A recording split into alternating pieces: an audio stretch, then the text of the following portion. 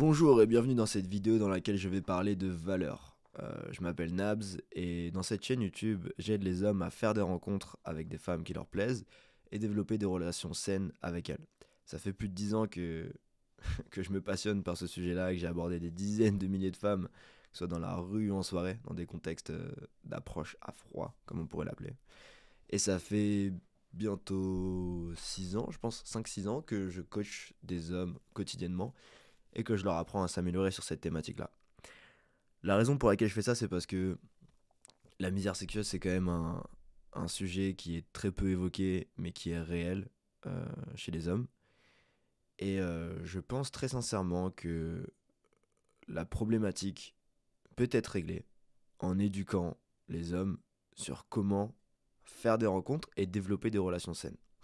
C'est pour ça que le prisme de cette vidéo va être de développer des relations saines et non pas dans un prisme de manipulation et se dire comment est-ce que je peux prendre de la valeur, comment est-ce que je peux faire en sorte de manipuler une femme pour qu'elle ait envie de faire quelque chose qu'elle n'avait pas envie de faire à la base.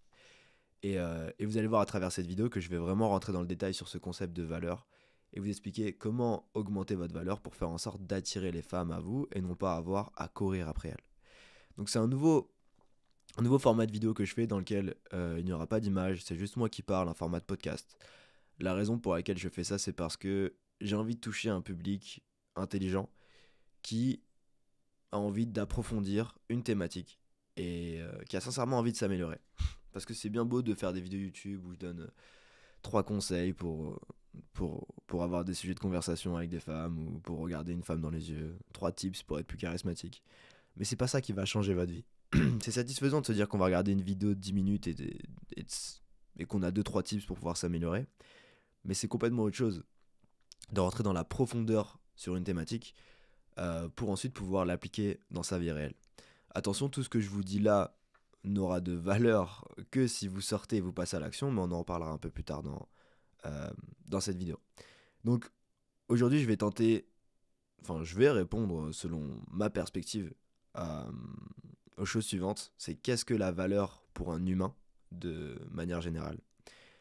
Euh, Qu'est-ce que la valeur sexuelle? Donc je vais introduire ce concept de valeur sexuelle qui peut faire polémique parce que c'est un peu spécial de se dire que tel homme a telle valeur sexuellement ou telle femme a telle valeur sexuellement. On peut avoir tendance à se dire non mais tous les humains ont la même valeur et c'est le cas, mais chaque réponse est nuancée et c'est ce qu'on va voir plus tard dans cette vidéo. Et enfin, je vais vous expliquer comment devenir un homme de valeur parce qu'on vous parle très souvent de ce concept-là, mais on se pose aussi très souvent la question, ok, maintenant que je sais qu'est-ce que la valeur, comment est-ce que je deviens cet homme-là? Est-ce que c'est quelque chose d'inné ou quelque chose d'acquis? Et si c'est quelque chose d'acquis, comment est-ce que je fais pour le développer en partant de zéro? Eh bien, c'est ma spécialité, donc t'es au bon endroit pour apprendre ça. Alors je vais commencer avec la première question que j'ai envie de répondre, c'est qu'est-ce que la valeur pour un humain? Parce que je peux t'expliquer comment augmenter ta valeur en tant qu'homme, mais si tu ne comprends pas fondamentalement qu'est-ce que la valeur, tu ne comprendras pas comment donner de la valeur aux gens, comment donner envie aux gens d'entrer dans ton monde et d'être attirés par toi. Parce que très souvent dans mes coachings, j'explique à mes élèves que la problématique dans cette interaction, c'est qu'ils n'ont pas donné assez de valeur. Et ça, c'est quelque chose de très important à comprendre, c'est que les humains vont tout le temps prendre des décisions qui sont à leur avantage, en tout cas qui pensent être à leur avantage. Et pour prendre ces décisions-là, ils vont se dire, ok, est-ce que j'ai plus de valeur à emprunter ce chemin A ou à emprunter ce chemin B? Si tu vois 2 chemins, tu as le chemin A, c'est un chemin euh, très simple avec du goudron, peut-être de l'herbe à côté, à droite, à gauche. Tu as juste un trait de goudron, tu peux marcher dessus, c'est extrêmement clair. Tu as des arbres à côté, des petits oiseaux qui chantonnent, il fait beau, et tu vois que le chemin, il fait juste 500 mètres et tu vois le bout du chemin. Ça, c'est le chemin A. Le chemin B, c'est genre un marécage dégueulasse dans une forêt avec des arbres partout. C'est genre la forêt interdite dans Harry Potter. Bah forcément que tu vas prendre le chemin A à chaque fois. Et en fait, c'est exactement la même chose quand tu parles avec une femme et que tu n'arrives pas à démontrer assez de valeur, tu n'arrives pas à lui faire comprendre que toi, ton univers, c'est le chemin A. Et du coup, elle voit juste une forêt interdite, une sorte de marécage avec du brouillard, parce qu'elle n'arrive pas à comprendre ton intention quand tu lui parles. Ça veut dire que tu viens, t'es stressé, t'arrives pas à la regarder dans les yeux, T'es pas clair quand tu viens lui parler. Tu sors des phrases d'approche gênantes parce que t'as peur d'exprimer ta personnalité, t'as peur de te rendre vulnérable. Et donc tu préfères utiliser des phrases que t'as vues sur internet peut-être. Et elle se dit, bon ben, qu'est-ce qu'il veut ce mec-là, je comprends pas. Ou bien les longues conversations que tu peux avoir sur Tinder où tu essaies maladroitement de parler de sexe avec elle et qu'elle se dit, mais pourquoi est-ce qu'il fait ça? Viens juste, on se voit et on discute comme des êtres humains normaux. Ben, quand tu fais ça en fait et que tu essaies de parler de cul sur Tinder de façon maladroite, elle voit ce chemin marécageux et elle se dit, non, je veux pas prendre cette route-là. Je vais plutôt mettre fin à cette interaction avec ce mec et chercher un autre mec qui va pouvoir me donner un chemin dans lequel je vais me sentir plus à l'aise.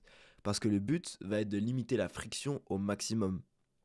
Les humains vont toujours prendre la décision la plus simple. The Path of Least Resistance. Je sais plus dans quel livre il parlait de ça. Mais on va toujours prendre le chemin avec le moins de résistance possible. Donc ça, c'est la première chose à comprendre. Maintenant, qu'est-ce que la valeur pour un être humain? Qu'est-ce que représente ce chemin A qui va être extrêmement simple, ensoleillé? On se dit juste on marche par là et tout va bien se passer, il y a le moins de friction possible. Et qu'est-ce que représente ce chemin B dans lequel on se dit oulala, ce chemin-là, j'ai pas envie d'y aller, il y a sûrement des trucs bizarres dans l'eau, je vais être mouillé, c'est la merde, j'ai pas envie d'aller là-bas. Des trackers dans cette forêt. Juste petit aparté, désolé pour ma voix. Je suis beaucoup sorti ces derniers temps et j'ai du mal à récupérer, je pense, ma voix vu que j'ai très peu de sommeil. Ok, donc, la valeur pour un être humain est la suivante. Tout ce qu'on va faire, ça va être dans le but de survivre et de se reproduire. Je répète, tout ce qu'on va faire, si tu vas à la route du pourquoi est-ce qu'on le fait, ça va être dans le but de survivre et de se reproduire. Encore une aparté, tout ce que je te dis là, c'est pas quelque chose de scientifique qu'il faut prendre au pied de la lettre, de dogmatique, c'est pas une religion, c'est des choses que. Des conclusions auxquelles j'en suis moi-même venu en m'inspirant des contenus des gens qui ont fait ça avant moi. Et les gens qui ont fait ça avant moi, c'est des gens qui sont allés sur le terrain et qui ont abordé des défis. Et la perspective que je vous donne quand je vous explique ces notions-là, je suis pas un scientifique avec une blouse blanche qui vous dit bah c'est comme ça que ça fonctionne. Je suis un mec qui est sorti sur le terrain, qui a abordé des dizaines de milliers de filles, donc forcément qui a plus de contexte sur ce pourquoi il parle. Et mon but, ça va juste être de vous donner des pistes pour vous améliorer. Et je pense très sincèrement que mes pistes sont plus vraies qu'un mec qui a fait des études sociétales pendant des années dans ses bureaux. Parce que moi, j'ai pas fait de sociologie, je suis allé sur le terrain. Je suis allé dans des boîtes de nuit, aborder des centaines et des centaines, voire même des milliers de filles. Je suis allé dans la rue, aller aborder des milliers de filles. Et j'ai compris ce qui marche et ce qui ne marche pas, non seulement sur moi, mais aussi sur les gens que j'ai coachés. Donc voilà, juste cette petite aparté si t'es en train de te dire, ok, d'accord, mais qu'est-ce qu'il est en train de me dire quand il me parle de survie et de reproduction? Et je te parle ça sous le prisme de devenir meilleur avec les filles. Donc après, tu peux en parler sous un autre prisme de sociologie, ce que tu veux. Moi, c'est pas mon but. Mon but, c'est vraiment de t'aider à devenir meilleur. Donc je t'explique ces concepts pour que tu deviennes meilleur. Donc, toutes les décisions qu'on prend, c'est pour survivre et se reproduire. Si là, je suis en train de me dire, pourquoi est-ce que je suis en train de parler devant ce microphone et de faire ce podcast-là? Et je vais me dire, c'est parce que j'ai envie de donner de la valeur aux gens. Pourquoi j'ai envie de donner de la valeur aux gens? C'est parce que j'ai envie de me sentir important. Pourquoi j'ai envie de me sentir important? Parce que si je me sens important, j'aurai ma place dans la société. Si j'ai ma place dans la société, j'ai plus de chances de survivre parce que j'ai du statut social. Tout simplement. On peut aussi se dire que je le fais parce que c'est mon travail. Et vu que c'est mon travail, ça va me permettre de me nourrir. Donc si je peux me nourrir, je peux survivre. Pas de podcast, pas d'argent pour faire les choses très simples. Pas d'argent, pas d'importance dans la société. Mise à l'écart de la société, pas de possibilité de me nourrir, mort. On évite la mort, donc pour moi le moyen d'éviter la mort c'est de faire ce podcast là, tout simplement. Et on pourrait retourner le truc et se dire ok mais pourquoi il y a des gens qui aimeraient faire un podcast et qui aimeraient se sentir important mais qui ne le font pas? C'est parce que dans leur réalité, ils se disent que faire un podcast potentiellement va être gênant. Le fait d'être gênant va créer une séparation entre eux et la société, parce qu'on va se dire ah, Nabil il a fait un podcast, il est gênant, on va le rejeter, il va sortir du groupe. Le fait d'être sorti du groupe va faire le contraire du sentiment d'importance, on va se sentir comme une merde. Et le fait d'être à l'écart du groupe va faire que je vais pas avoir accès aux ressources que la société peut me donner, parce que je fais pas de travail d'équipe et je suis un boulet pour eux parce qu'ils me prennent pour quelqu'un de gênant. Et donc je vais être mis à l'écart de la société petit à petit, et je vais finir par mourir. Et ce raisonnement, tu peux dire oui, mais il marche pas dans la société actuelle. Sauf qu'il est basé sur notre cerveau qui, lui, ne connaît pas encore très bien la société actuelle. Ça fait que quelques milliers d'années qu'on est dans une société qui fonctionne comme ça à grande échelle. Mais ça fait plusieurs centaines de milliers d'années, je pense, que notre cerveau est conditionné à vivre en en petite communauté. Et il y a encore des gens dans ce monde actuel qui vivent en petite communauté où genre, si tu vis avec 10 personnes, vous êtes un peuple nomade qui vivait à 10, tu fais un truc gênant, euh, un truc bizarre, tu vas être rejeté. Parce que c'est trop dangereux de laisser un mec qui est bizarre dans une petite communauté comme ça, qui fait des trucs chelous. Il met en péril la survie de tout le groupe. Et en fait, du coup, c'est très important que tu comprennes ce que je te dis là. Et ça marche pour n'importe quelle action. Si là, j'ai envie de boire de l'eau. Je vais prendre l'eau qu'il y a dans ma bouteille, je vais la mettre dans le verre, et puis je vais boire quelques gorgées d'eau. Et la raison pour laquelle je fais ça, c'est parce que si je bois pas d'eau, je vais me déshydrater, et donc je prends le risque de mourir. Et toutes ces décisions-là, c'est des décisions qui sont émotionnelles.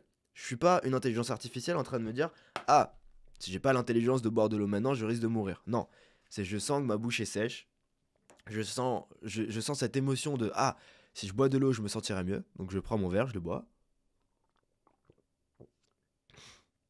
Petit moment ASMR du podcast. Et maintenant que j'ai bu mes 3 gorgées d'eau, je ressens de la satisfaction. Donc j'ai cette émotion de plaisir qui me dit ah, t'as bu de l'eau, ça t'a fait du bien. Donc à chaque fois que tu ressens cette envie de boire de l'eau, bois de l'eau, ça va te faire du bien. Et en gros, mon corps va me dire, si ça te fait du bien, c'est que tu vas dans la bonne direction. Si ça te fait du mal, c'est que c'est pas forcément la bonne direction. Donc si ça me fait du bien, c'est que j'augmente mes chances de survie. Si ça me fait du mal, c'est que je diminue mes chances de survie. Évidemment qu'il y a plein de contre-exemples et c'est pour ça que je t'ai donné les deux facettes de la même pièce sur le fait de faire ce podcast et pourquoi est-ce qu'il y a des gens qui arrivent à faire ce podcast comme je fais aujourd'hui et d'autres qui n'y arrivent pas. Mais ça, on en reviendra plus tard dans le podcast parce que je vais t'apprendre comment est-ce que je suis passé de ce mec qui avait peur de faire un podcast et de s'exposer sur internet à ce mec qui est capable de le faire et aussi ce mec qui est capable d'avoir des femmes qui lui plaisent dans sa vie quand il en a envie. Je vais t'expliquer comment faire ça. Mais il faut comprendre que ce que je te dis là, c'est nuancé. Et que, tu vois, par exemple, ce truc de je bois de l'eau donc ça me fait du bien. Bah, peut-être que si je prends de l'héroïne en intraveineuse, ça va me faire du bien, mais c'est peut-être pas bon pour ma santé et pour ma survie. Donc ça, c'est important de comprendre. Tout est nuancé, il faut toujours prendre du recul par rapport aux actions qu'on prend. Même faire du sport, c'est quelque chose de bien pour toi. Mais peut arriver à un stade où si tu fais trop de sport, ça va être mauvais pour toi. Donc, c'est toujours cet équilibre à comprendre. Et moi, le but dans ce podcast, c'est de vous faire comprendre la valeur en tant qu'homme, comment bien la cadrer pour qu'une femme soit attirée par toi. Donc maintenant que tu comprends que la valeur, c'est survie et reproduction. Donc reproduction, c'est la même chose. Je vois une fille qui m'attire, je sais que j'ai plus de chances de transmettre mes gènes avec cette fille-là parce que je suis attiré. Je vais t'expliquer pourquoi est-ce que j'ai choisi cette fille-là plus tard dans cet épisode. Mais je, je vois de la valeur parce que le fait de coucher avec une fille, ça va pas forcément me permettre de survivre, mais ça va me permettre de me reproduire. Et en vrai, la reproduction, c'est aussi quelque chose qui va te permettre de survivre plus tard parce que quand on y repense, quand tu vas avoir des enfants et qu'ils vont grandir, ils vont prendre soin de toi.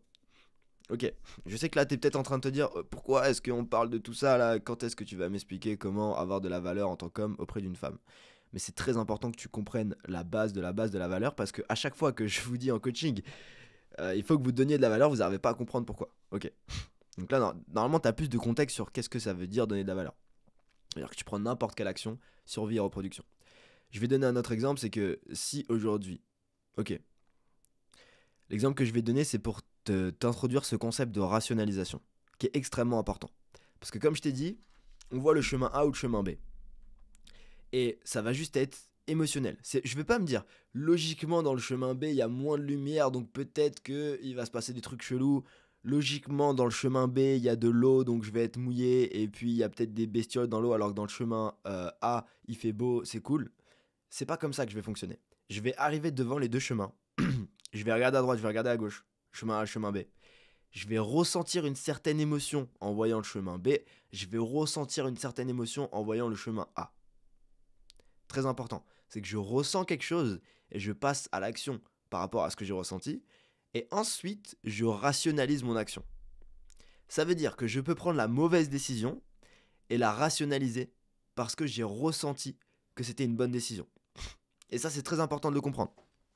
Si là, pendant que je fais ce podcast, je suis en diète et je fais attention aux calories que je mange et je peux pas me permettre de manger une assiette de frites.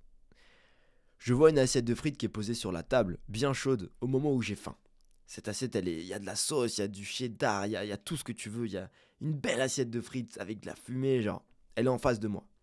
Je sens l'odeur de cette assiette de frites. Je suis en diète et j'ai très faim parce que je limite mes calories. Cette assiette, elle est là en face de moi et je la regarde et elle est à côté de moi pendant tout cet épisode-là que je suis en train de tourner. Il y a un moment donné où je vais les bouffer ces frites. Et n'importe qui écoute ça, il y a un moment donné où vous allez les bouffer ces frites. Et c'est tout à fait normal parce que tu sens cette odeur, tu commences à saliver, tu rationalises et tu dis ah mais ça va, je vais manger moins sur les deux-trois autres repas. Je suis allé courir ce matin donc c'est ok. En ce moment j'ai bien suivi ma diète dernièrement donc je peux me faire plaisir de temps en temps sinon je vais péter un plomb. Voilà toutes les rationalisations que tu peux avoir quand tu vas manger cette assiette-là. Et on a tous vécu ça, où on sait qu'on doit faire quelque chose et on le fait pas et on rationalise. Ou bien on sait qu'on doit pas faire quelque chose et on le fait et on rationalise. Dans notre exemple avec les filles, c'est très parlant. À chaque fois qu'on voit une fille qui est belle et qu'on a envie d'aller lui parler, on va rationaliser avec tout un tas de, d'excuses de merde où on va se dire ouais non mais là c'est parce que elle avait l'air pressée. Là c'est parce qu'il y avait du monde autour et j'avais peur de la gêner. Là de toute façon c'est pas le bon moment parce que je risque d'être en retard. Tu rationalises alors que juste aller lui dire bonjour c'est quelque chose de très simple et t'aurais tout à y gagner à lui dire bonjour tout simplement. Donc la rationalisation c'est quelque chose de réel, c'est que tu vois plus de valeur à l'idée de pas le faire parce que tu ne le ressens pas émotionnellement, parce que tu as peur.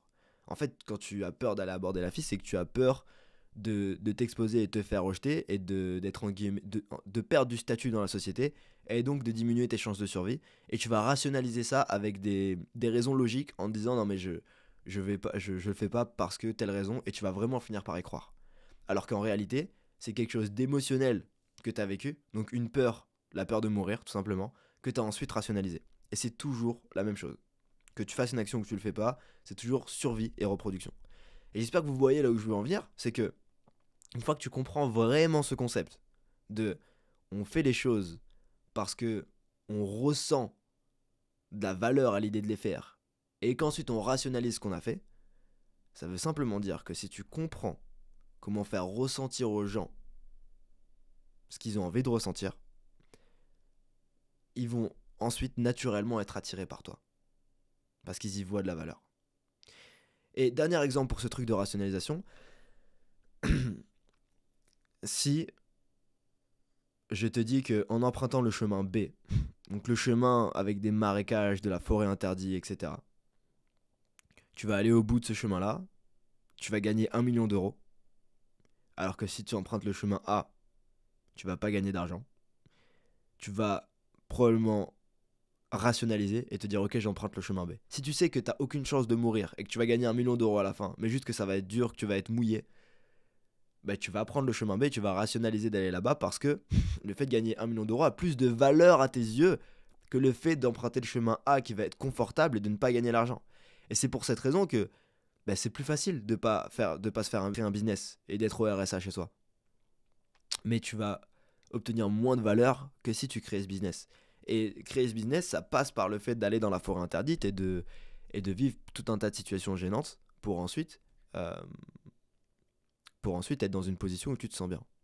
Donc, ça veut dire que je peux me dire en fonction de la valeur que je peux obtenir, je rationalise la souffrance que je vais avoir et je passe quand même à l'action.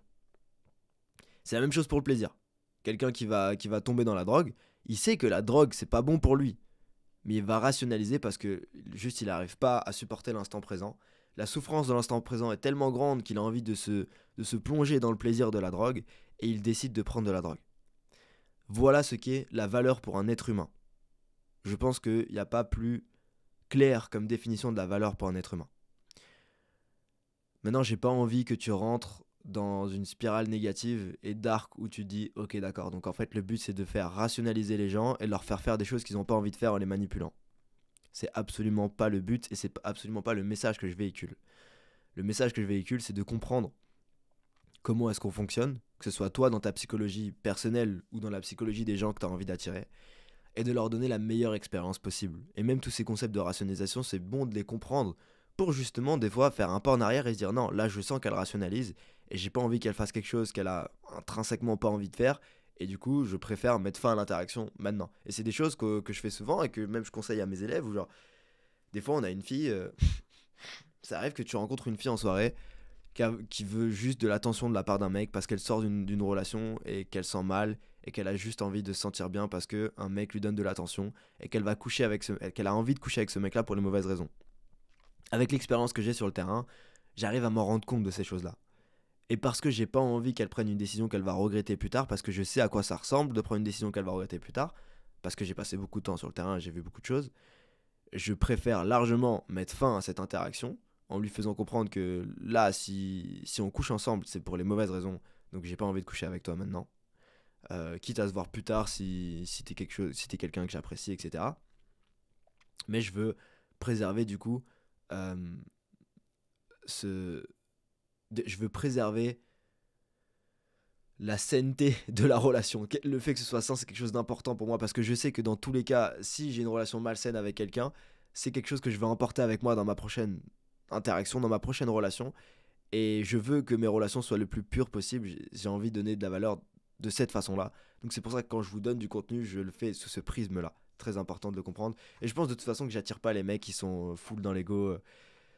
Je pense qu'il y a d'autres youtubeurs qui sont très bons pour faire ça, qui vont vous parler de gossip par rapport aux autres gens, qui vont créer des débats red pill, qui vont essayer d'aller descendre des féministes, etc. Tandis que moi, je suis vraiment un mec qui est dans l'amour, qui est peace. Juste un exemple à la con, il y a pas longtemps, il y a Alexis Chen qui a fait une vidéo de réaction à ma chaîne YouTube. Et j'ai absolument aucun désir de rentrer dans du clash avec lui ou quoi que ce soit. C'est pas parce que j'ai peur, je m'en fous complètement. Et j'ai des arguments en béton pour justement attirer plein de gens de sa communauté pour venir chez moi parce qu'ils vont voir que c'est plus sain ici. Et je pense qu'il y a plein de gens qui seraient attirés si je fais une vidéo où genre, je démonte tous les arguments qu'il a donnés à propos de moi. Mais je vais pas le faire parce que c'est pas quelque chose qui m'intéresse. C'est vraiment pas quelque chose qui m'intéresse. Et je me dis que si ces gens sont attirés par ce contenu-là, c'est qu'ils ont leur raison. Je vais jamais faire de gossip pour attirer des gens. Moi, je veux que les gens m'aiment par rapport à la réputation que j'ai. Et la réputation que j'ai, c'est que je suis le meilleur coach sur le marché français. C'est tout. Et c'est très compliqué d'aller à l'encontre de cette réputation quand on a regardé mes contenus. C'est très compliqué. Tu peux dire tout ce que tu veux sur moi. C'est très dur de dire que, en termes de résultats fournis à mes clients, je suis pas le meilleur. Donc c'est cool, ça me va très bien. J'ai pas envie d'être le plus connu, j'ai pas envie d'être connu parce que j'ai créé des gossips et j'ai eu des bad buzz. J'ai envie d'être connu pour ça. Bref, on se perd un petit peu. On continue la vidéo. Alors maintenant que je t'ai compris qu'est-ce que la valeur pour un humain, tu comprends que c'est survie et reproduction. Je vais t'expliquer qu'est-ce que la valeur sexuelle et je vais t'introduire ce concept de valeur sexuelle. Je bois quelques gorgées.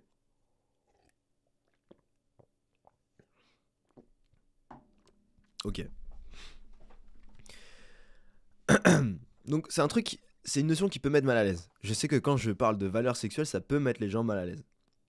Je sais par exemple que quand je parle de marketing et que je fais des allusions au marketing en parlant de séduction, ça peut cringer certaines personnes, dont mon père qui un jour m'a dit non, tu peux pas parler de marketing quand tu parles de séduction, en ayant vu mes vidéos et qui a arrêté de regarder mes vidéos à partir de là.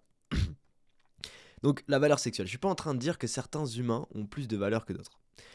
Ce que je suis en train de dire, c'est que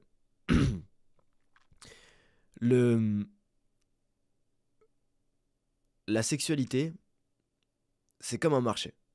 Et ça, c'est important de le comprendre. C'est comme un marché dans le sens où il y a de l'offre et de la demande. Et ceux qui vont réussir à avoir le plus de succès, c'est ceux qui vont réussir à matcher cette offre et cette demande, à créer un fit entre les deux. Pour créer un fit entre les deux, il faut qu'il y ait de la valeur. Quand on demande quelque chose, on demande une certaine valeur. Si j'ai envie d'acheter un aspirateur, j'ai envie que mon aspirateur il soit capable d'aspirer la poussière chez moi. Donc je veux cette valeur-là.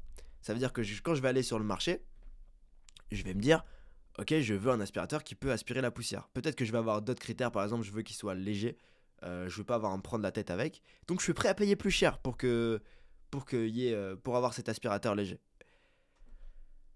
C'est la même chose avec une femme. Quand tu vas sortir, si tu vas dans une boîte de nuit là aujourd'hui maintenant, et que tu fais face à une dizaine de femmes, bah, y en a certaines qui vont t'attirer plus que d'autres, parce que à tes yeux, elles auront plus de valeur. Alors certes, en fait c'est là où ça rend les gens mal à l'aise, c'est que certes il y a des choses qui sont subjectives. Donc peut-être que pour moi par exemple, un type de fille qui me plaît physiquement, c'est les filles qui sont fit, qui vont à la salle de sport et qui sont sportives. Et je sais que c'est pas le cas de tout le monde. Et il y en a qui vont me dire ah non, moi j'aime pas ces filles-là et je préfère les filles qui sont un peu plus rondes ou qui sont un peu plus maigres. Donc si tu prends ces choses-là et tu dis ok, donc il y en a qui préfèrent les filles qui sont fit, il y en a qui préfèrent les filles qui sont plus rondes, il y en a qui préfèrent les filles qui sont plus maigres. Donc au final, la valeur est subjective. Ça veut dire que pour chaque personne, euh, chaque personne va avoir ses atouts et chaque personne va pouvoir attirer la personne qui est bonne pour lui. Et c'est une réalité, je suis pas en train de dire le contraire. Des fois, tu vas avoir des filles qui vont avoir un crush sur des nerds, sur des mecs qui sont des geeks avec des lunettes et qui kiffent les jeux vidéo. Et c'est un crush qui est inexplicable, c'est comme ça, c'est juste complètement subjectif. Les goûts et les couleurs, c'est comme ça. Par contre, c'est très important de comprendre qu'il y a des choses qui mettent tout le monde d'accord. Alors, 2 secondes. Pardon. Parce qu'en plus d'avoir la voix un peu pétée, je suis un peu enrhumé. Et c'est ces choses qui mettent tout le monde d'accord, qui sont importantes à comprendre. Par exemple, si je veux acheter un aspirateur, je veux que mon aspirateur il aspire. Ça veut dire que qu'il soit petit, grand, qu'il soit électrique, qu'il marche au soleil ou à l'eau, je m'en fous. Je veux juste que mon aspirateur il aspire. Tu vas pas me vendre un aspirateur qui n'aspire pas. C'est débile. Tu vas pas me vendre une télé qui me donne pas d'image. Peu importe la taille de la télé, peu importe la couleur de la télé, si elle ne retranscrit pas d'image, c'est pas une télé fonctionnelle. Et en fait, c'est exactement ça qu'il faut comprendre. Et je sais que là, du coup, pareil, ça rend mal à l'aise les gens. Quand je dis c'est pas une télé fonctionnelle et que je fais une allusion avec un être humain, de dire que c'est pas un être humain fonctionnel, c'est pas ce que je suis en train de dire.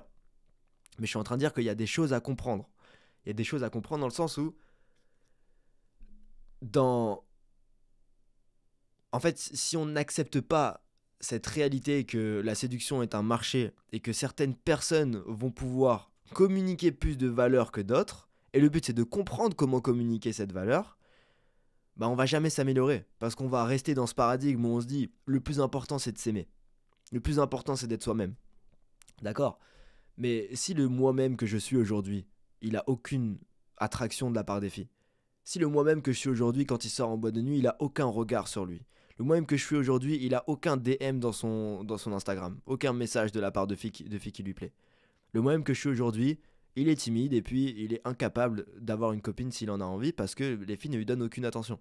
Est-ce que c'est un bon conseil de dire sois toi-même, reste toi-même? Et la beauté de l'humain, et c'est ça que j'essaie de faire comprendre, c'est que ce qui est beau dans l'être humain, c'est qu'on peut changer. Et que notre identité, c'est pas, elle est fausse. Notre identité, c'est une histoire qu'on se raconte sur tout ce qu'on a vécu. Et le truc, c'est que l'histoire que tu te racontes jusqu'à aujourd'hui, bah, tu peux la changer parce que tu as encore un futur devant toi. Tu as encore une cinquantaine d'années à vivre devant toi. Et durant ces 50 ans, tu peux choisir de rester coincé dans l'histoire que tu as eue jusqu'à aujourd'hui, ou tu peux choisir de changer ton histoire, de devenir une autre personne.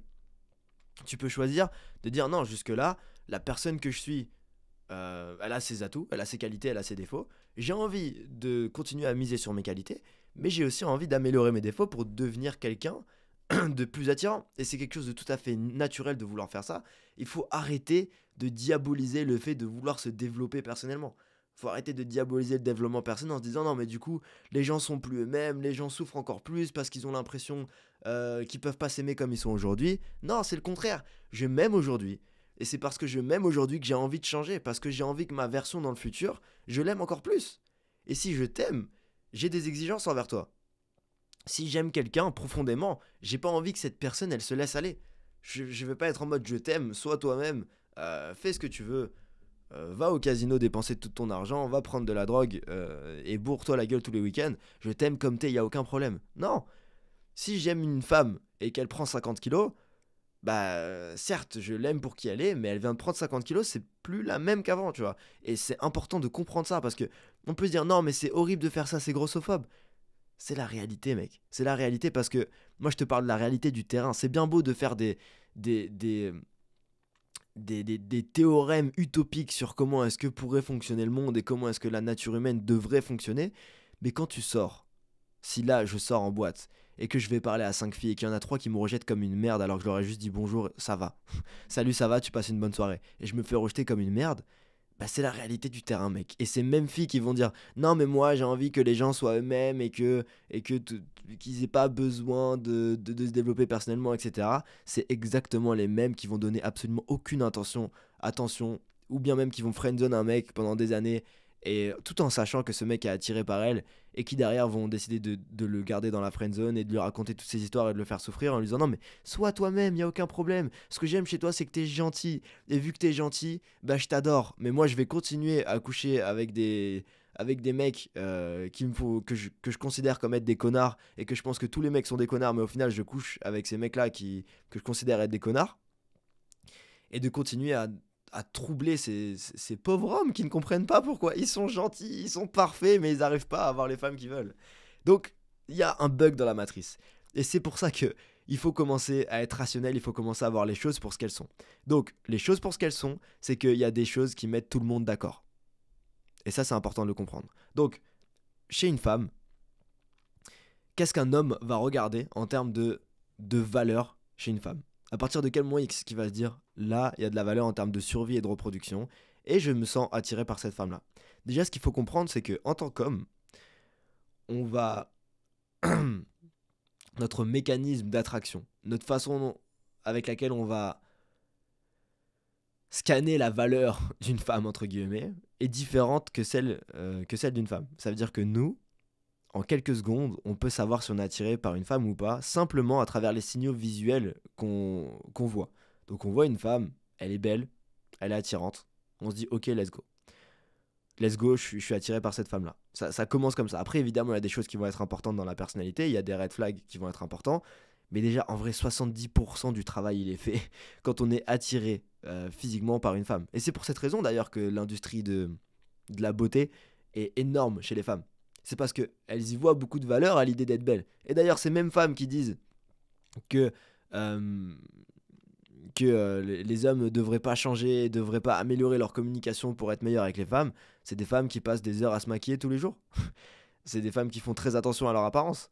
Donc ça veut dire qu'elles acceptent de jouer à ce jeu-là, d'améliorer leur apparence pour être plus attirants auprès des hommes, mais elles refusent que les hommes jouent au jeu d'améliorer leur communication pour être plus attirants auprès des femmes.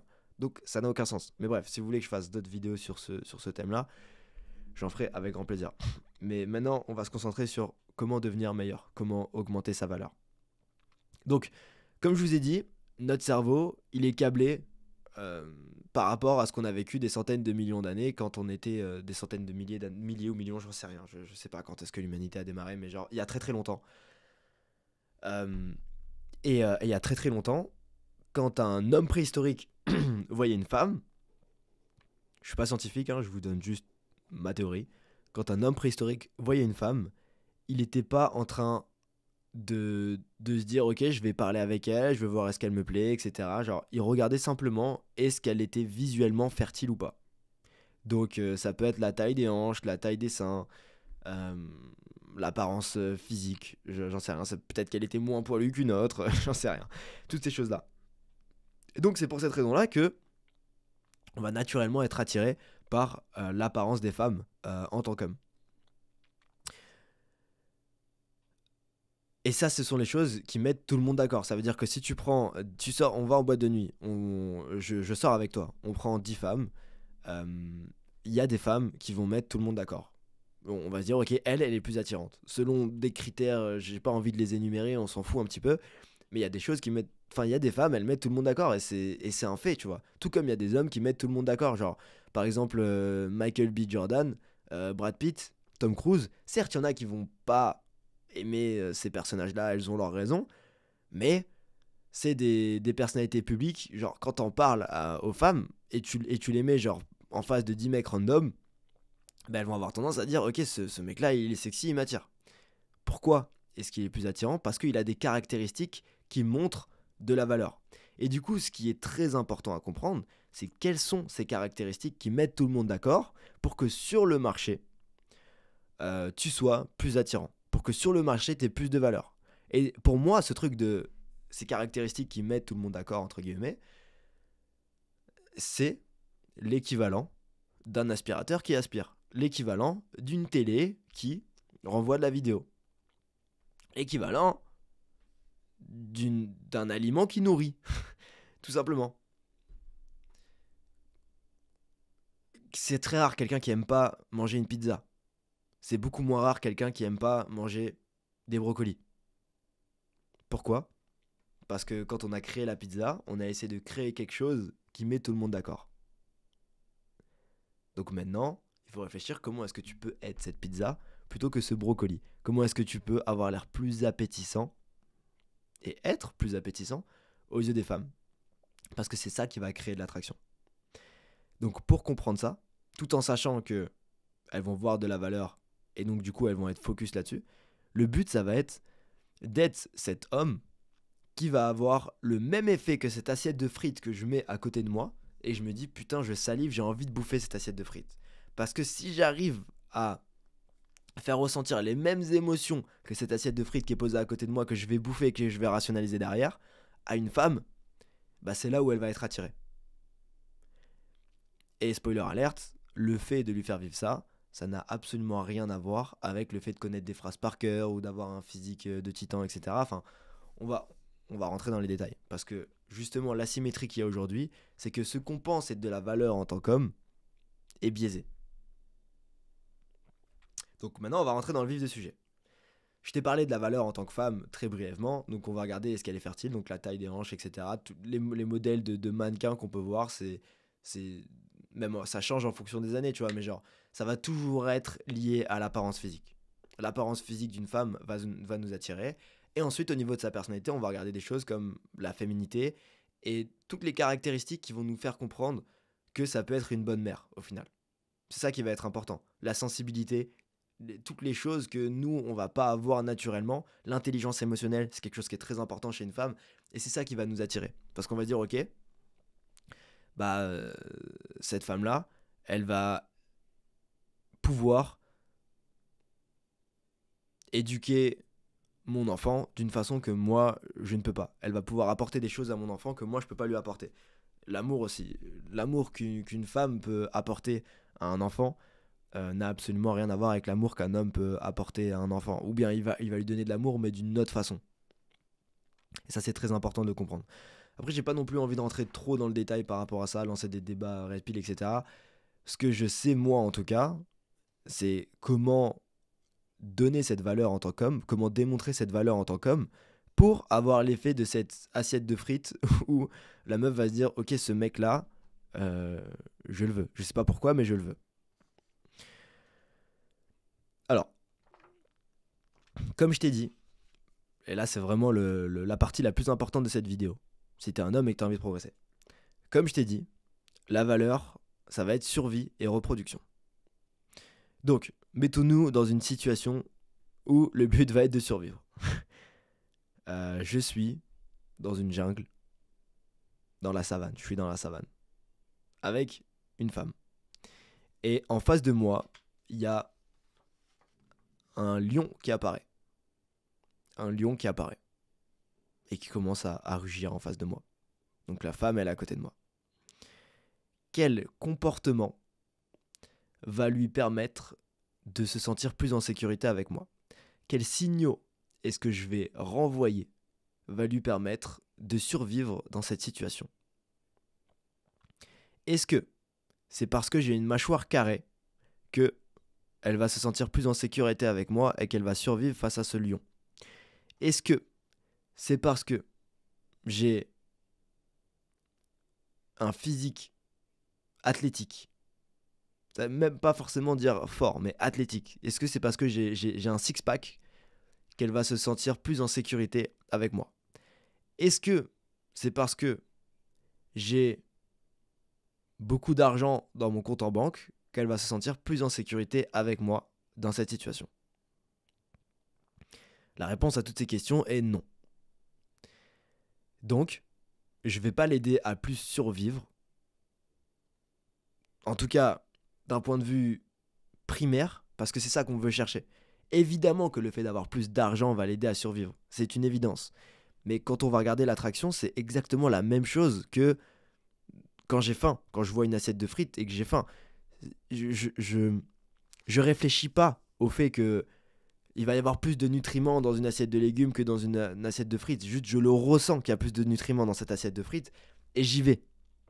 Parce que je le ressens au goût et je le sais, c'est en moi, tu vois. Donc je vais pas réfléchir, je vais aller bouffer cette assiette de frites directement. C'est la même chose. Si elle rencontre un homme, elle va regarder toutes les qualités qui sont évidentes que ça va lui augmenter ses chances de survie et de reproduction. Toutes les qualités qui sont évidentes. Donc, pour faire très simple, il faut que tu arrives à identifier toutes les qualités qui vont lui permettre de survivre et comment lui communiquer ces qualités-là. Est-ce que le fait d'être décisif dans ce genre de situation est plus important que d'avoir un six-pack? La réponse est oui. Je peux prendre, et j'ai des potes qui sont comme ça, qui sont hyper musclés, qui ont un physique de fou. Ils ont passé beaucoup d'heures à la salle de sport, ils ont un physique vraiment, vraiment de fou. Tu les vois, tu dis waouh, incroyable, ce mec-là avec les meufs, il doit être chaud. Tu les mets dans une boîte de nuit et tu leur demandes d'être sociables. Enfin, même pas. Tu les mets dans une boîte de nuit et il y a une belle fille qui vient leur parler. Pas grâce à leur physique. C'est des choses qui peuvent se passer. Une fille vient la voir et lui dit ouais, putain, t'es beau, j'avais envie de te dire, j'avais envie de te parler. Et que là, tu vois que le mec, en fait, genre, il perd tous ses moyens. Et il est incapable de sortir deux mots. Donc, il est incapable d'avoir de la conversation, il frise dans sa conversation. Il est incapable d'avoir une phrase complète. Il est incapable de parler clairement en face de cette fille-là. Qu'est-ce qu'elle va penser, cette meuf-là? Elle va se dire, ok, au premier abord, il a envoyé plein de signaux d'un mec qui avait de la valeur. Mais dès que je lui ai parlé, je me suis rendu compte qu'en réalité, ce mec n'a pas de valeur. Parce que qu'est-ce que ça sous-communique un mec qui est incapable d'avoir une conversation avec toi? Ça sous-communique que ce mec-là, s'il y a un lion qui apparaît, c'est une image. S'il y a un lion qui apparaît en face de toi, il va pas prendre de décision. C'est ça que ça sous-communique. Il va friser. Si je frise dans une conversation, évidemment que je vais friser s'il y a un lion en face de moi. C'est logique. Et ce lion-là, c'est pas forcément un lion, mais c'est dans la vie de tous les jours. Si t'es en couple avec une fille, il y a plein de choses qui vont se passer. Peut-être que pour une raison ou une autre, tu vas te faire virer de ton taf. Qu'est-ce que tu vas faire à ce moment-là? Est-ce que tu vas friser ou tu vas prendre tes couilles en tant qu'homme et tu vas passer à l'action? Peut-être qu'à un moment donné, il va se passer quelque chose de... J'en sais rien, ta maison va brûler. Qu'est-ce que tu vas faire à ce moment-là? Est-ce que tu vas chialer dans ton coin et tu vas friser ou tu vas faire quelque chose? Il se peut qu'à un moment donné, tu parcours une période difficile avec ton enfant et que ton enfant, j'en sais rien, il s'est fait maltraiter par des gosses. Est-ce que tu vas être passif par rapport à ça? Ou tu vas mettre des actions en place pour régler cette problématique? C'est tout plein d'exemples qui te montrent que dans la vie, tu vas toujours faire face à des problèmes. Et ces problèmes-là, il faut que tu sois capable de les résoudre avec des ressources, avec tes propres ressources. Et ces ressources-là, ça n'a rien à voir avec le fait d'avoir un six-pack. Et on peut se dire, d'accord, mais du coup, ça veut dire que si j'ai de l'argent, si j'ai construit un business qui fonctionne, ça veut dire que je suis capable d'avoir ces ressources-là et qu'elle peut se sentir en sécurité avec moi parce que je suis le genre d'homme qui est capable d'amasser de l'argent. Alors sur le papier, c'est très beau et cette théorie, je la pensais vraie pendant longtemps. Sauf que je suis allé sur le terrain et j'ai expérimenté tout ça. Donc j'ai expérimenté le fait de ne pas avoir de business et de ne pas avoir d'argent et de parler avec des filles. J'ai expérimenté le fait d'avoir un business et d'avoir de l'argent et de parler avec des filles. La réalité, c'est que c'est plus dur quand t'as de l'argent que quand t'en as pas. Pourquoi? Parce que les filles ont de l'attente quand t'as de l'argent. Et surtout, si tu utilises ce levier-là pour séduire une fille, le problème, c'est qu'elle va te ranger dans la case du mec, du provider en fait. Du mec qu'elle doit se mettre sous son coude parce qu'il a de l'argent. Et du coup, elle va pas être attirée par ta personnalité, mais elle va être attirée par ton argent. Donc séduire à travers l'argent, c'est pas une bonne idée. Et il y a quelque chose d'autre qui est important, c'est qu'il y a beaucoup de mecs qui ont fait beaucoup d'argent et qui sont capables de faire de l'argent, mais dès qu'ils se retrouvent en face d'une femme, n'ont plus aucune ressource et frisent en face d'elle. Pourquoi? Parce que plutôt que de travailler sur leurs compétences sociales qui vont leur permettre de communiquer plus de valeur auprès d'une femme, ils ont décidé de surcompenser en allant faire de l'argent. Donc ils sont très très bons pour faire de l'argent, ils sont peut-être multimillionnaires, mais en face d'une femme, ils frisent. Et qu'est-ce qui se passe à chaque fois qu'ils frisent? Ils se disent « Ah, je frise parce que je fais pas encore assez d'argent. Il faut que je retourne faire encore 10 millions d'euros pour être plus à l'aise en face d'une femme. » Et ils prennent jamais le problème à la source et ils vont toujours procrastiner ça. Ce qui fait que quand ils se retrouvent en face d'une femme, ils frisent encore et encore, ils n'arrivent pas à être eux-mêmes. Et certes, ils vont amasser tout un tas d'argent, mais ils vont jamais réussir à attirer des femmes qui leur plaisent. Parce qu'ils sont encore sous le mauvais prisme. Donc, je t'ai donné cet exemple-là, du coup, le fait d'être décisif. Ce qu'il faut que tu comprennes, c'est quelles sont toutes les qualités qui sont importantes. Et maintenant, je veux te décrire les qualités d'un mec qui a de la valeur et qui va attirer les femmes. Un mec qui va être attirant auprès des femmes, c'est quelqu'un qui peut sortir, par exemple, dans une boîte de nuit ou dans un bar, voir une fille qui lui plaît et y aller sans aucune hésitation. Ce que je veux dire par là, c'est qu'il va pas se poser de questions. Il va pas se dire ah, est-ce que j'ai le droit d'y aller? Comment elle va se sentir si j'y vais? Qu'est-ce qui va se passer si les gens autour de moi ils me voient? C'est quelqu'un qui est capable d'y aller et de ne pas être réactif émotionnellement à ce qui est en train de se passer. Il va la regarder droit dans les yeux et il va lui dire pourquoi est-ce qu'il est là. Il a aucun problème à l'idée de lui dire pourquoi est-ce qu'il est là parce qu'il sait que si elle le rejette, il va se sentir bien, il est à l'aise avec ce qu'il fait et surtout, c'est ok de prendre des décisions et de pas toujours avoir ce qu'on veut. Émotionnellement, il est stable. Il n'a pas besoin d'avoir du réconfort de la part des autres pour savoir qui il est. Il n'a pas besoin de se sentir validé par les autres pour sentir qu'il a de la valeur. Il n'a pas besoin d'avoir des millions d'euros dans son compte en banque pour sentir qu'il a de la valeur. Il n'a pas besoin d'avoir un six-pack pour sentir qu'il a de la valeur. Il a de la valeur simplement parce que c'est un homme, il sait ce qu'il représente, il sait ce qu'il veut et il sait faire en sorte d'obtenir ce qu'il veut. Comment est-ce qu'il fait en sorte d'obtenir ce qu'il veut? Il est décisif, il passe à l'action. Et s'il veut quelque chose, il le demande. Il n'a aucun problème à l'idée de le demander. Et c'est 1000 fois plus sexy auprès d'une femme, quelqu'un qui vient, qui a la cause, qui la regarde droit dans les yeux, qui maintient cet eye contact, qui est capable d'exposer sa personnalité, donc peut-être de faire une blague qu'il lui trouve drôle, de prendre le contrôle de l'interaction en fait. Parce que le fait de prendre le contrôle de l'interaction dans le sens où je viens, je sais pourquoi je suis là, j'ai pas de temps à perdre à tourner autour du pot, je vais clairement te faire comprendre pourquoi est-ce que je suis là. Ma réalité est assez forte pour que je sois ancré dedans. Et du coup, je vais attirer les gens à ma réalité. Et en fait, c'est ça la base de la valeur. C'est le fait d'être à la cause et pas à l'effet. Quand tu es à l'effet, tu es réactif. Ça veut dire que si je parle avec une fille et j'ai peur de sa réaction, je vais être réactif. Et c'est là où tu frises dans tes conversations. Et qu'est-ce qui se passe quand je suis réactif? Je vais pas regarder dans les yeux. Je vais pas avoir une voix qui est claire. Je vais pas réussir à exprimer clairement ce que je veux. Quand je vais faire une blague, je vais faire une blague avec une intonation de quelqu'un qui attend une réaction. S'il te plaît, valide-moi, je viens de faire une blague. Je vais pas assumer mon sens de l'humour. Je vais tout constamment regarder la réalité des autres en me demandant est-ce que j'ai le droit de faire ça? Est-ce que j'ai le droit de faire cette blague? Est-ce que j'ai le droit de me comporter comme ça? Et on est conditionné à penser que c'est comme ça qu'il faut agir. Il faut tout le temps demander l'autorisation aux gens pour être soi-même. Et ce conditionnement, il est horrible parce que du coup, si tu l'essayes vraiment, ce conditionnement, et que tu vas sur le terrain et que tu vas parler avec des filles, tu vas te faire rejeter comme la pire des merdes. Et là, ça peut trigger des gens s'il y a des filles qui écoutent ça, elles vont se dire non, c'est pas vrai du tout. Mec, essaye, vas-y, va voir des filles et dis-leur salut, je te trouvais belle, je voulais te dire bonjour, ça va, tu t'appelles comment? Tu vas te faire rejeter comme la pire des merdes. Elles vont même pas te respecter humainement. Tu vas représenter rien humainement. Et genre, le plus elles sont jeunes et belles, le plus elles vont te rejeter comme une merde. Est-ce que je suis en train de dire que j'ai de la haine envers les filles ou quoi que ce soit? Absolument pas. Je suis pas du tout en train de dire ça.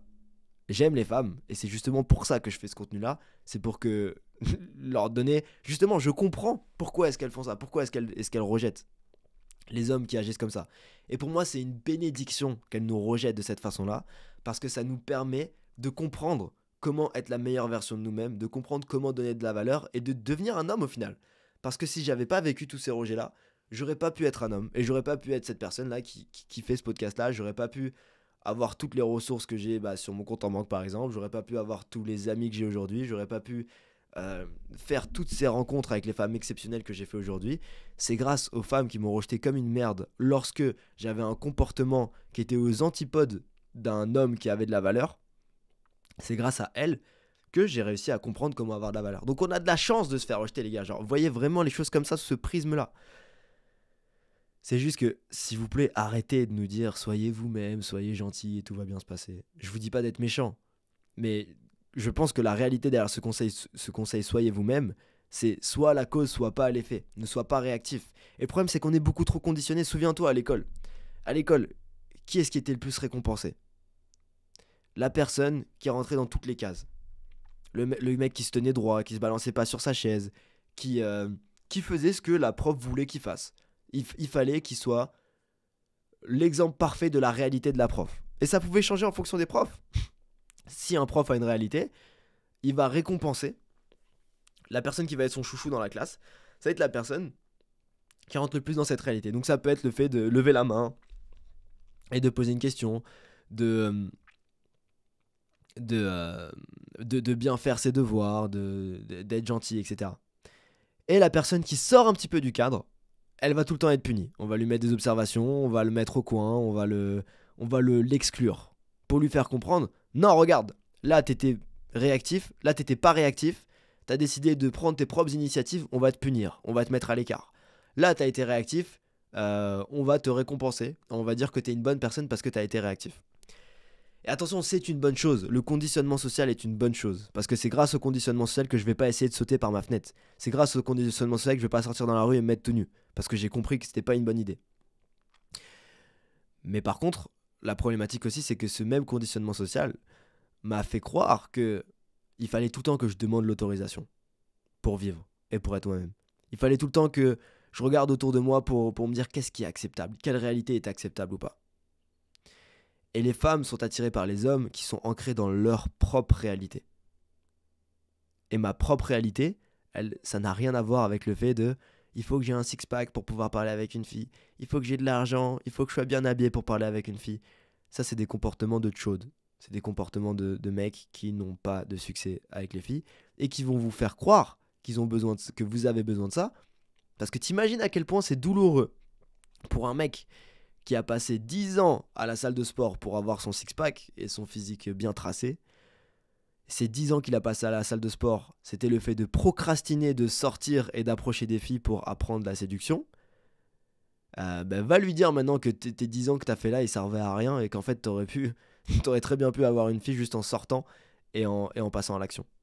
Et je vous dis pas de pas aller à la salle de sport et de pas le faire, mais si vous le faites, ne le faites pas pour les filles, faites-le pour vous, de façon totalement évidente. Donc maintenant, la question à se poser, c'est comment devenir cet homme de valeur. Maintenant que tu as compris que ce qu'il faut, c'est être à la cause, pas à l'effet. Il faut être ancré dans ta réalité. Maintenant, c'est bien beau tout ça, mais comment est-ce que je fais? Comment est-ce que je fais pour être cet homme qui est ancré dans sa réalité? Et d'ailleurs, je t'ai parlé de Brad Pitt, de Michael B. Jordan, de Tom Cruise, de même les humoristes d'ailleurs qui sont très attirants aux yeux des filles. Même tu regardes Mr. V par exemple, il est pas spécialement beau, mais il a beaucoup de succès auprès des filles. Pourquoi? La chose qu'ils ont tous en commun, c'est qu'ils sont ancrés dans leur réalité, qu'ils sont à la cause. Car un très bon humoriste, c'est quelqu'un qui arrive à, à contrôler le cadre pour que tu rentres dans sa réalité. Et s'il arrive à te faire rire, ça veut dire qu'il arrive à créer cette réalité-là, à partir de rien. Et c'est 1000 fois plus attirant. Quelqu'un qui est capable de le faire de façon aussi évidente que quelqu'un qui a un compte en banque rempli. Et, et, et un physique bien tracé. Donc, il faut que tu arrives à être cette personne-là, il faut que tu arrives à communiquer cette valeur dans tes interactions. Comment devenir du coup cet homme de valeur? Comment être à la cause et ne plus être à l'effet? Alors là, c'est extrêmement important de le comprendre. Le game, tel qu'on le connaît, donc la pratique de la séduction, le game pour ceux qui ne savent pas ce que ça veut dire, c'est simplement sortir, aller parler avec des filles, puis réfléchir à ce qui s'est passé et se dire comment est-ce que je peux m'améliorer pour leur donner plus de valeur derrière. En partant du postulat bien évident que la raison pour laquelle les filles vont être attirées, c'est les signaux que je renvoie à mon comportement. Si mon comportement lui renvoie tous les signaux comme quoi si on est en face d'un lion, elle sera plus en sécurité avec moi qu'avec quelqu'un d'autre, elle sera naturellement attirée par toi. Faut que ce soit clair. Donc, comment je fais pour passer de ce mec qui est pas décisif, qui quand il voit une fille, il est incapable d'aller la voir et de lui parler, qui peut pas tenir l'eye contact, qui freeze dans une conversation, à ce mec qui est capable de faire tout l'inverse, donc d'aller voir une fille, de la regarder dans les yeux, de se sentir à l'aise, de sentir lui-même et de ne pas demander l'autorisation pour entrer dans la réalité des autres. eh bien, il faut passer à l'action. Il faut obtenir ces références qui vont te permettre de t'améliorer. Si tu me suis depuis un moment, tu t'attendais à cette réponse-là. Mais je vais l'expliquer plus profondément. Quand je coach quelqu'un qui part de zéro, et que cette personne-là, je lui dis d'aller aborder une fille, et que je me rends compte que ce mec-là, il est incapable de la regarder dans les yeux, et il frise dans ses interactions. J'ai beau lui donner des techniques, lui dire « Ah tiens, si tu veux la regarder dans les yeux, regarde plutôt entre ces deux yeux et choisis un œil et tu vas voir que ça va mieux marcher. Si tu frises dans tes interactions, il faut que tu fasses des chaînes d'association. » J'ai beau lui dire tout ce que je veux, il va pas y arriver comme ça directement juste parce que je lui ai donné un conseil. Ça peut l'aider sur le court terme, mais ça va rien changer du tout. Parce que la raison pour laquelle il est comme ça aujourd'hui, c'est ce conditionnement qui est beaucoup trop fort et qui reprend toujours le dessus. J'ai beau me dire, il faut que je sois décisif, j'arrive dans l'interaction, j'arrive plus à regarder dans les yeux et je suis apathique. Le même sentiment d'apathie que s'il y avait un lion en face de moi, je me ferais bouffer. Et tu veux pas être ce mec apathique là. Donc, pour réussir à s'améliorer, la clé, et c'est contre-intuitif, c'est de faire un maximum d'erreurs possibles. Et d'en être conscient. Très important. Donc, premièrement, faire un maximum d'erreurs possibles. Deuxièmement, en être conscient. Je connais des profils qui ont fait plus de games que moi, qui ont abordé plus de filles que moi depuis plus longtemps que moi, mais qui n'ont toujours pas de résultat. Alors que moi, j'ai réussi à avoir du résultat. La raison pour laquelle j'en ai eu, c'est parce que j'ai fait beaucoup d'erreurs et j'ai mis beaucoup de conscience sur les erreurs que j'ai fait. Je regarde beaucoup d'études en ce moment sur l'apprentissage d'une compétence parce que j'essaie d'apprendre le hip-hop, la danse. J'ai envie de gagner des battles de hip-hop en freestyle. J'adore cette idée de me dire que j'arrive, je connais pas la musique, je sais pas du tout comment ça va se passer, mais de créer quelque chose à partir de rien. Et ça me passionne. Et donc du coup, je suis en train d'apprendre le hip-hop et j'apprends cette compétence-là tout en sachant que je vais forcément avoir du retard sur les gens qui sont là depuis plus de 10 ans et j'ai envie d'avoir du résultat le plus rapidement possible.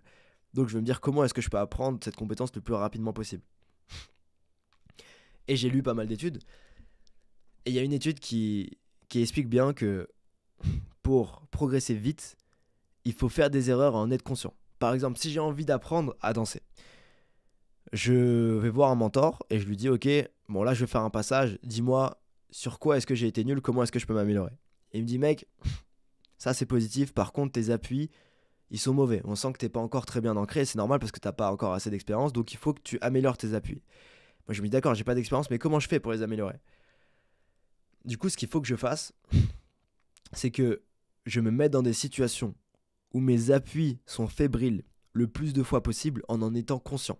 Parce que ce qui va se passer, c'est que si je fais une session d'entraînement et que pendant cette session d'entraînement, je perds mes appuis une centaine de fois et j'arrive à avoir des bons appuis peut-être une quinzaine de fois, c'est comme si, dans ma base de données, je donnais à mon cerveau 100 façons de me rater au niveau de mes appuis et qu'il les enregistrait et il disait « Ok, grâce à cette data qu'on a eue, on va faire du machine learning et puis on va se dire, voilà, genre la prochaine fois que tu vas passer à l'action, on va éviter ces 100 façons que tu as eues de ne pas avoir de résultats parce que tu les as conscientisées. » Et la raison pour laquelle ça marche, c'est parce qu'à chaque fois que je perdais mes appuis, j'en étais conscient.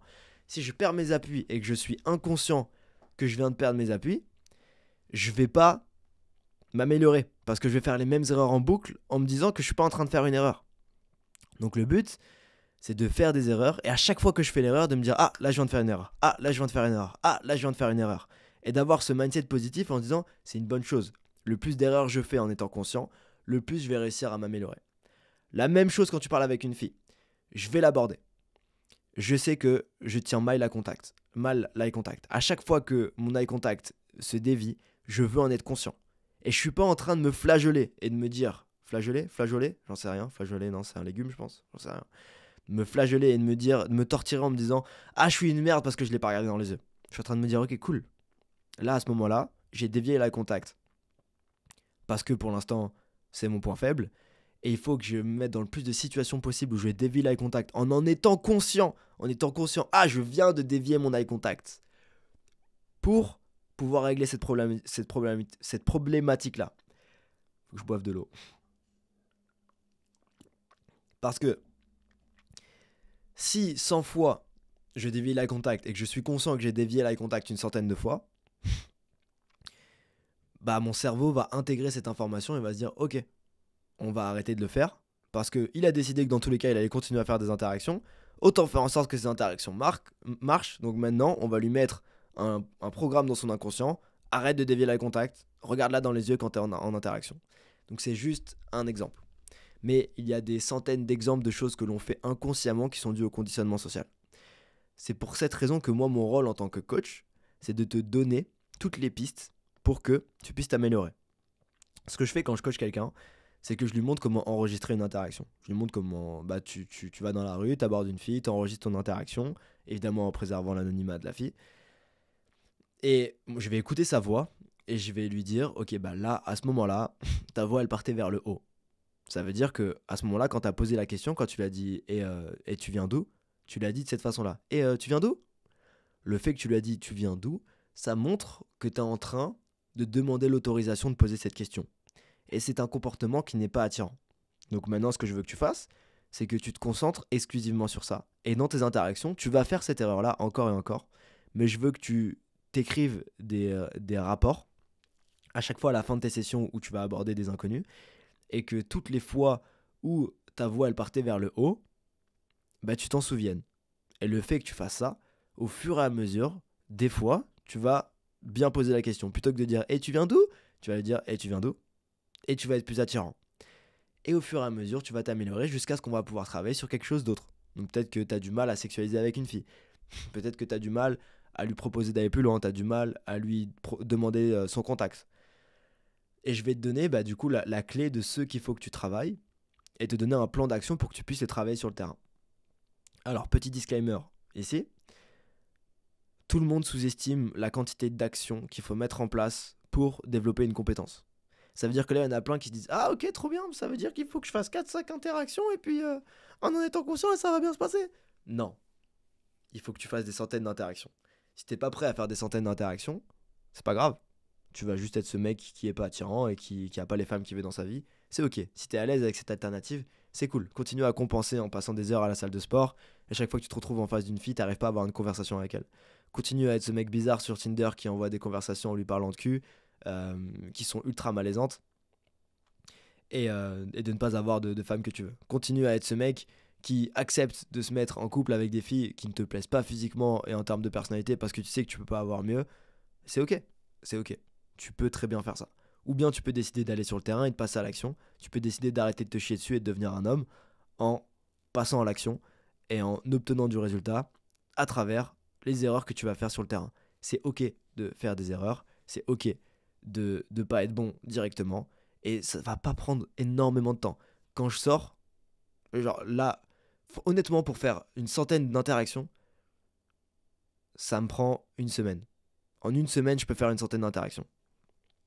Ça fait 10 ans que je fais ça, donc forcément que je suis très bon là-dedans. Et t'as pas besoin de faire ça pendant 10 ans. En général, les gens qu'on accompagne, au bout d'un mois et demi, ils arrivent à avoir du résultat. Simplement parce qu'ils sortent et qu'ils font au moins 5 interactions par session. Tu prends 1 heure dans ta journée, tu fais 5 interactions. T'apprends cette compétence, t'apprends à être plus ancré dans ta réalité, t'apprends à être toi-même. Ça va avoir un effet sur tous les autres pans de ta vie. Ça vaut largement le coup de prendre 1 heure, de sortir de ta zone de confort et d'aborder des défis. Donc voilà, si t'es ce mec qui veut rester dans ton coin, feignant et qui veut rester dans ta peur, c'est ok, mais juste assume les conséquences de tes actions et dans ce cas-là de tes inactions. Tu peux continuer à te branler sur des contenus théoriques et te dire que là, parce que t'as regardé un podcast d'1 heure, d'un coup tu vas être meilleur avec les femmes, mais en réalité tu vas pas t'améliorer. Donc si je te présente les choses de cette façon-là, c'est parce que c'est frustrant pour moi de voir des gens à qui on donne vraiment tout le contenu dont ils ont besoin et du contenu que j'ai créé en passant des milliers d'heures sur le terrain à passer à l'action et qui pensent que juste en écoutant ce contenu-là, ils auront des résultats. Non, ça ne marche pas comme ça.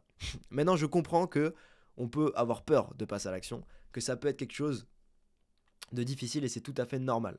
C'est pour cette raison que j'offre des accompagnements privés dans lesquels je te donne tout l'environnement dont tu as besoin pour passer à l'action. Donc dans cet environnement-là, tu vas avoir des personnes dans toute la France et dans le monde entier avec qui tu vas pouvoir sortir et passer à l'action. Des gens qui sont déjà passés à l'action. Je te donne la possibilité de pouvoir parler avec moi tous les jours et d'avoir des retours dans la journée. Je te donne la possibilité aussi d'avoir accès pendant 1 an à mes connaissances pour que tu puisses non seulement passer à l'action, mais en plus savoir sur quoi est-ce que tu dois travailler, conscientiser les choses. Parce que pour te dire, genre là, je te dis, ouais, faut régler ton eye contact, faut régler ta voix qui part vers le haut. Moi, j'ai dû apprendre ça tout seul. J'ai dû essayer, j'ai dû me dire, ok, là, peut-être que si j'essaye d'avoir ma voix qui part vers le haut, ça va marcher, ou peut-être ça va moins bien marcher. Je vais essayer sur le terrain, ça marche pas, et je fais juste du trial and error à l'infini. Le but d'un coaching, c'est que je puisse te donner directement les réponses dont tu as besoin pour que tu n'aies pas à te prendre la tête. Et c'est pour cette raison-là qu'en un mois et demi, nos clients qu'on accompagne arrivent à avoir du résultat. Si tu as envie d'être l'un de mes clients, dans ce cas-là, n'hésite pas à réserver un appel. Fais-le tout de suite si c'est important pour toi. Tu cliques sur le lien qui est dans la description, réserver un appel. Ensuite, tu choisis un créneau. Une fois que tu as choisi ce créneau, tu réponds au questionnaire. Réponds sérieusement au questionnaire. Si on voit des questionnaires un peu faits à l'arrache, en général, on ne prend pas les appels. Et c'est dommage pour toi. Tu perds une opportunité. Et ce qui va se passer pendant cet appel, c'est que ce sera avec moi. Je vais te poser des questions pour vraiment comprendre ta situation. Ensuite, je vais t'expliquer comment régler ta situation. Parce que évidemment que ça va pas être pareil pour un mec qui a 35 ans et qui sort d'un mariage qu'un mec qui a 20 ans et qui a aucune expérience avec les filles. Donc, je vais t'expliquer comment est-ce que le processus va fonctionner sur toi, comment est-ce qu'on va faire pour que tu deviennes cet homme qui communique de la valeur, au même titre que cette assiette de frites que je mettrai à côté de moi et je me dirais, putain, j'ai envie de la bouffer cette assiette-là. Comment faire en sorte que toi, dans ta situation, tu deviennes cet homme de valeur? Je vais t'expliquer vraiment étape par étape comment faire à travers cet appel-là. Et une fois que je te l'aurai expliqué, comment ça se passerait si on travaille ensemble, tu pourras prendre la décision si tu en as envie de travailler avec nous ou pas. Je tiens à préciser quand même que je travaille pas avec tout le monde, donc ça dépend aussi du profil. Si je sens que je peux t'aider, je le ferai. Si je sens par exemple qu'il faut te renvoyer vers un thérapeute, je te renverrai vers un thérapeute, j'ai aucun problème avec ça. Je connais ma limite en termes d'accompagnement, je sais qui je peux aider, qui je ne peux pas aider. Mais si tu es là et que tu es capable d'écouter un podcast de 1 heure sur comment t'améliorer avec les filles, je suis absolument certain de pouvoir t'aider. C'est pour cette raison que j'attends aussi longtemps pour te parler de l'accompagnement. Je te donne de la valeur pendant 1 heure. Si tu as envie d'aller plus vite, parce qu'honnêtement, moi je t'ai dit ça m'a pris 10 ans, et tu peux avoir ces résultats-là. Comme tu vois Alan par exemple, Alan qui est coach assistant, en 3 mois, il a réussi à avoir un niveau de coach. En 3 mois, par contre, 3 mois d'accompagnement vraiment hardcore, il a réussi à avoir un niveau de coach. La raison pour laquelle il a fait ça, c'est parce qu'il n'a pas fait toutes les erreurs que j'ai fait. Puisque je débriefais ses interactions, je répondais à ses questions quotidiennement. C'est pour ça qu'aujourd'hui, il a le niveau que tu peux voir aujourd'hui. Il a gagné énormément de temps en faisant ça. Donc, si c'est quelque chose qui est important pour toi, et que tu es OK à l'idée de te dire, je peux investir quelques milliers d'euros en moi pour avoir cette compétence pour le reste de ma vie, cette même compétence qui va me permettre d'avoir une femme qui me plaît jusqu'à la fin de mes jours et de savoir que je l'ai choisie, savoir que je peux être à l'aise dans n'importe quel environnement social et que si ça se passe mal avec une fille, je suis capable de sortir et d'en rencontrer une autre, dans ce cas-là, mec, réserve un appel. Ne reste pas coincé dans ce conditionnement social à être réactif et à tout le temps dire que oui, non, mais de toute façon, c'est pas grave si je passe pas à l'action maintenant. J'ai écouté ce podcast, j'essaierai de mon côté et puis au pire, si ça se passe mal dans 2 mois, je reviendrai. Tu reviendras pas dans 2 mois, t'es juste en train de rationaliser parce que t'as peur. C'est tout ce qui est en train de se passer. Ça fait des années que tu sais qu'il faut que tu passes à l'action. Ça fait des années que tu vois des filles qui te plaisent en sortant dans la rue ou en allant dans un bar et que t'es incapable d'aller leur parler. Si tu ne fais rien de différent, tu n'auras jamais de résultat différent. Aujourd'hui, tu as l'opportunité de faire quelque chose de différent et ça commence par réserver un appel. Donc clique sur le lien dans la description et réserve un appel avec moi. Pour conclure ce podcast qui a duré 1 heure, je m'attendais pas à ce que ce soit aussi long, mais ça me fait plaisir de bien approfondir. Pour développer des relations saines avec les femmes, il faut comprendre comment leur apporter de la valeur. La valeur pour un être humain, c'est ce concept de survie et de reproduction. Il va y avoir une valeur subjective et une valeur objective. La valeur objective, c'est ce qui met tout le monde d'accord. Tout le monde aime manger des frites. Tout le monde prend moins de plaisir à manger des brocolis que des frites. C'est en ce sens-là que ça met tout le monde d'accord. Je t'ai introduit dans ce podcast le concept de valeur sexuelle. Donc, vois la sexualité comme un marché avec de l'offre et de la demande. Comment est-ce que tu peux être ce genre de personne qui met, entre guillemets, tout le monde d'accord ? Évidemment qu'il va y avoir des personnes avec qui tu auras plus d'alchimie que d'autres, mais déjà, avant même de savoir est-ce qu'il y a de l'alchimie ou pas, il faut que tu arrives à communiquer la valeur de base qui fait que la personne va être attirée par toi. Avant de savoir si je veux que mon aspirateur soit gros ou petit, je veux savoir que mon aspirateur, il aspire. Donc, en tant que femme, la valeur qu'on va regarder va être plus liée à son apparence, à sa fertilité, entre guillemets, et à son intelligence émotionnelle qui va nous permettre de se dire, ok, bah, cette femme-là, c'est une femme qui va me permettre de fonder une famille et d'apporter aux enfants des choses que je ne peux pas lui apporter, donc à travers la féminité, l'intelligence émotionnelle, etc. La valeur sexuelle en tant qu'homme est liée au fait de se sentir en sécurité. Donc survie et reproduction. Est-ce que c'est lié à la force? Est-ce que c'est lié aux capacités, à l'apparence visuelle que tu vas avoir? La réponse est non. En réalité, au niveau de la force, oui, mais c'est un autre sujet. Et quand on parle de force, c'est aussi la force mentale. Quand tu es dans une situation difficile, est-ce que tu sais faire preuve de force mentale pour réussir à résoudre les problématiques de cette situation? L'apparence n'a aucun lien dans le fait d'augmenter les chances de survie d'une femme avec qui tu vis. Peut-être va être attirant dans un premier temps dans le sens où tu te dis ok, s'il a réussi à développer ce physique, c'est qu'il doit avoir des qualités derrière. Mais si tu n'as pas les qualités que tu vas pouvoir montrer socialement à travers tes comportements, implicitement, si tu n'arrives pas à lui faire comprendre que s'il y a un lion en face de toi, bah, tu vas être décisif et tu vas réussir à être stable émotionnellement et à créer quelque chose. Parce que du coup, le gros red flag qu'il va y avoir dans une interaction avec une fille, c'est que tu frises et que socialement tu sois atrophié. T'as beau avoir le physique que tu veux, les filles ne seront pas attirées. C'est vraiment un résumé à l'arrache. Mais bon, si t'es là, normalement, c'est que t'as pu tout écouter. Et enfin, comment devenir un homme de valeur? Il faut que tu comprennes quelles sont les choses sur lesquelles il va falloir que tu t'améliores. Donc à savoir, être plus ancré dans ta réalité, à travers ton eye contact, ton body language, ta voix, etc. Une fois que tu as compris ça, il faut que tu te fasses un plan d'action pour aller sur le terrain et faire le maximum d'erreurs en étant conscient des erreurs que tu fais. Et une fois que tu es conscient des erreurs que tu fais et que tu les répètes au maximum, eh bien tu vas internaliser cette nouvelle identité qui va être plus attirant auprès des femmes.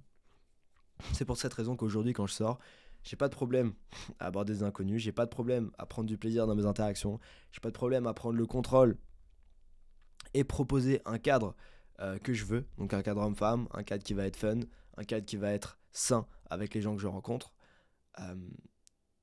C'est parce que je suis non seulement passé à l'action, je me suis aussi fait coacher par des gens qui m'ont permis de conscientiser quelles sont les erreurs que je faisais.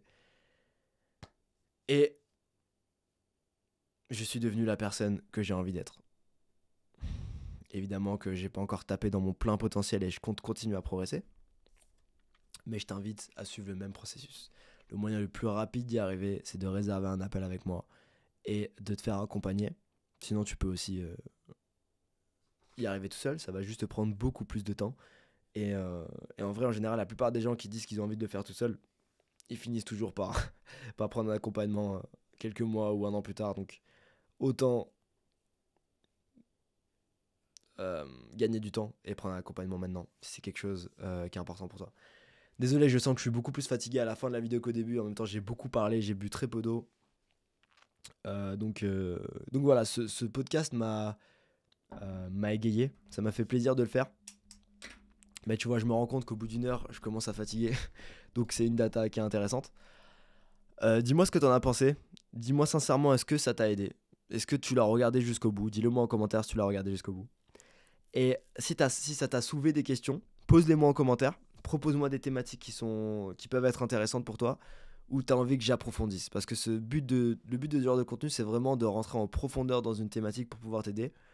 Honnêtement, je me suis inspiré des vidéos du précepteur où il parle de concepts philosophiques.